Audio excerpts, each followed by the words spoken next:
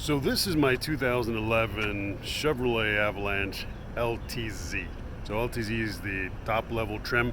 I think the only thing this vehicle is missing is power running boards.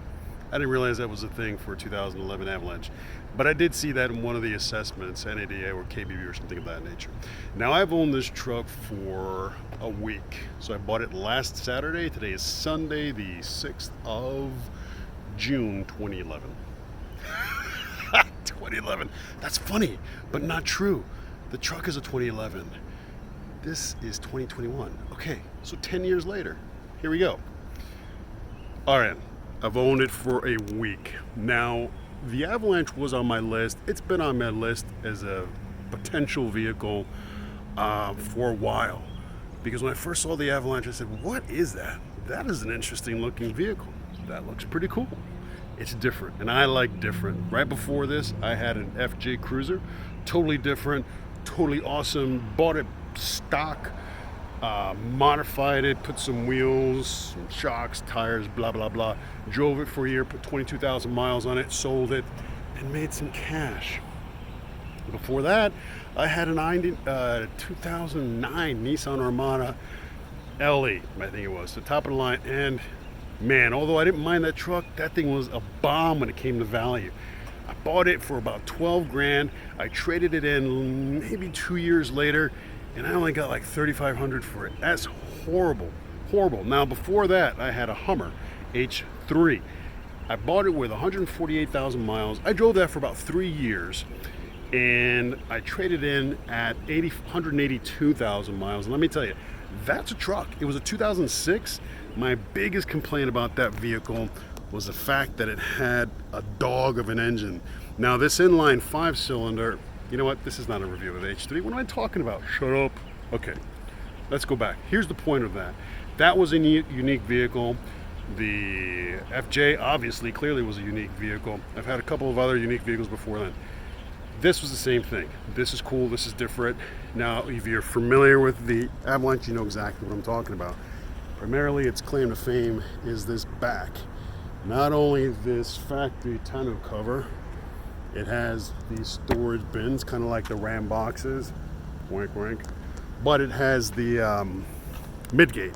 So the midgate situation is where you can lower these back seats, okay, flip them down, take this glass off, and then well, let me just show you. What the hey. Well, I almost can't show you. Okay, so I would edit that out if I could, but whatever. Anyway, the whole point is that there's a wall that ends here like on most pickup trucks, but that wall actually folds down. Anyway, it's a unique thing about it. Here's the problem. As cool as that is, you know, I used my FJ for off-road, for adventure, for camping, took it off. That thing was a beast. It climbed anything. Things that I were like, to me, seemed like they were that angle. This thing took on no problem. I'm not going to do that in this. And I get that.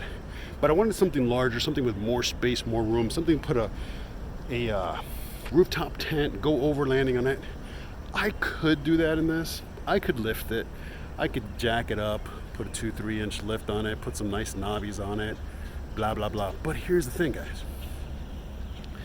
This is not really a truck. You know what I'm saying? It's not a truck. Really what this is a Chevy Suburban. This is a GMC Yukon XL. That's what this is. And that's what this is. So get it in your mind. Chevy Suburban, and they chopped the back off, and now you have this instead. Ta-da! And that's cool. That's cool. But what's not cool is if you go into this vehicle expecting this to be a truck, a brawny truck, that's not what it is. And so that's what I realized after about 2 days of driving it. The thing is like a Cadillac. Hint, hint.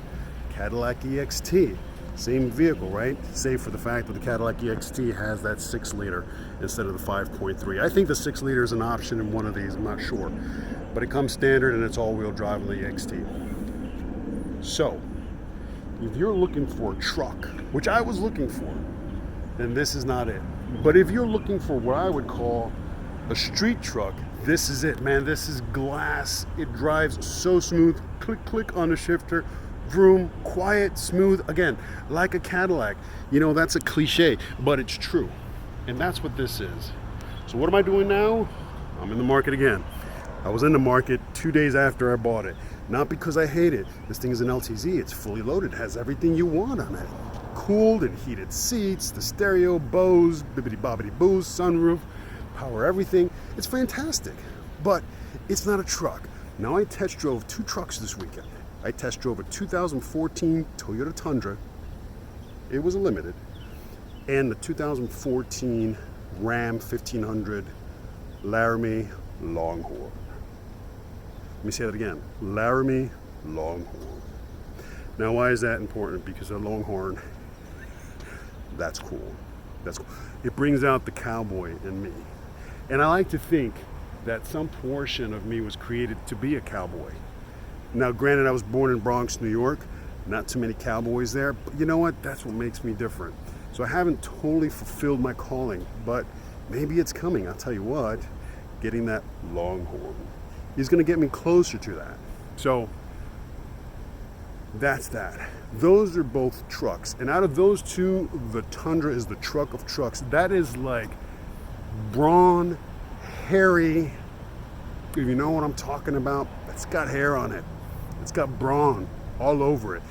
The limited, it's kind of funny because they say limited. It's like Toyota tries to make it luxury. It's not. I mean, they slap leather on the seats. You know, they put I don't know what luxury, leather, sunroof, wood grain trim, and that's limited. Then the platinum is, I don't know, maybe quilted seats, whatever. It doesn't matter. It's like taking a horse and padding it with fancy doilies and making that horse a limited edition. It's still a horse. It's going to ride like a horse, feel like a horse, smell like a horse, and that's not a bad thing. You know what I'm saying? So the Tundra is like that, but I dug it. Got in the Tundra, click, click, boom, just like that. Boom. And you know, the fuel is down and low, but you know what? I feel like I'm in a truck. I don't feel like I'm in a truck in this thing. I feel like I'm in a smooth street truck. That's what it is. You know what I would do with this? I would lower it. I'd put some fancy wheels and tires on it. I would actually lower it, tint out the windows, black out this and that. That's what it looks cool as. Don't get me wrong. I've seen some Avalanches where some homies do build it for overlanding and whatnot. And there's some cool looking ones. Very, very few. And they do very specific things that make it look cool. They'll put a bike rack there, which I think is cool. And if I were to stay with this, I would do that. And they'll put some lights up there and they'll lift it. They'll put some knobbies on it, but it's so sensitive to what you do to it. Whereas the Tundra or the Ram product or the Ford F-150 product, even the Titan, you know, those are, again, trucks. I feel like I'm missing something. The GMC/Chevy trucks, the Silverado and the Sierra. You know, those are trucks. Those are proper trucks. And I'd put the Tundra on the top of the list as far as a truck. Even more truck than an F-150, which I think is pretty close to the bottom. Or, excuse me, pretty close to the top, I should say. Anyway, that is my assessment of the Avalanche. Beautiful truck. And if you're looking for a nice street truck with luxury appointments that has a lot of utility, which this does, and great appointments, which this does, including your cooled seats and your heated seats, and these are buttons, and it's got windows and bibbidi bobbidi yabbidi doo. And yeah, then this is your truck, absolutely. But if you're looking for a man truck, brawny truck, don't do it. Don't do it. Here's the other thing. Check this out. My seat is back. I think almost all the way back. I'm 6'5", 6'4.5", and get this. Okay. This is what I'm trying to show you. Now, the Tundra, I could span my fingers this way and still have another half a hand before I reach the edge of the seat on a Tundra crew cab. That's incredible. That's an incredible amount of space. And I tell you, if space is important to you, which it was for me, that's another reason you're going to forego this. I got three little ones. They're not little anymore. That's the entire point, right? If they were, not a problem. But they're teenagers. 2 out of 3 are teenagers. Can they fit in there? Yeah. Will they be super comfortable? No. Will they be able to stretch their legs? No. And a Tundra? Oh yeah, it's like a living room. Not a big deal. Again, that's my assessment.